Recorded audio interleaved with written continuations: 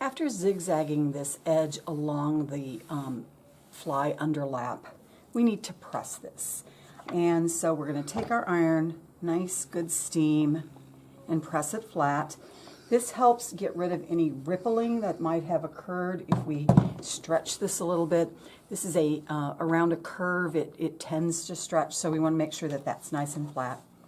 And then just like when we did the back piece, we have the waist to my left and I have the hem to my right, and I'm simply going to lift this up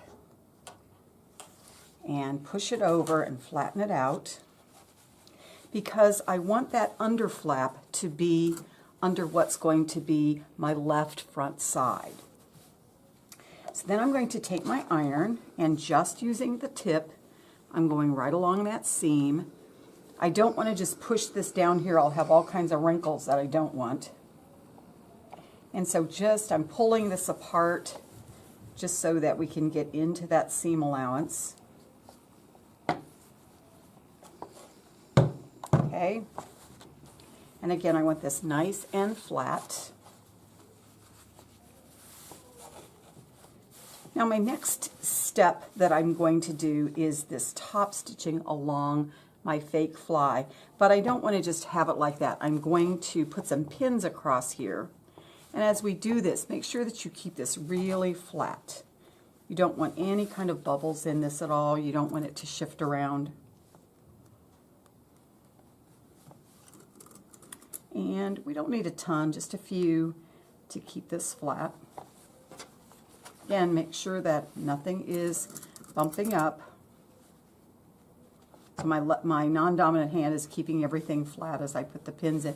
And I'm trying to put them in perpendicular, but around that curve they aren't quite, but that's okay. I'm going to take them out before I sew anyway.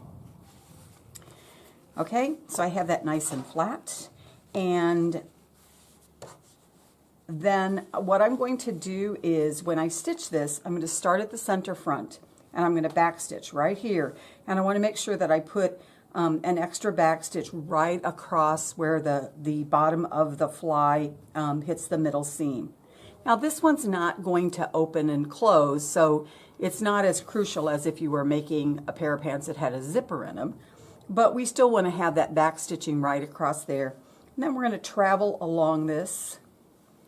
And then when we get to the end of our line, we're just going to keep going all the way up to the top so that this line continues into the waist of our shorts. So our next thing is doing that stitching.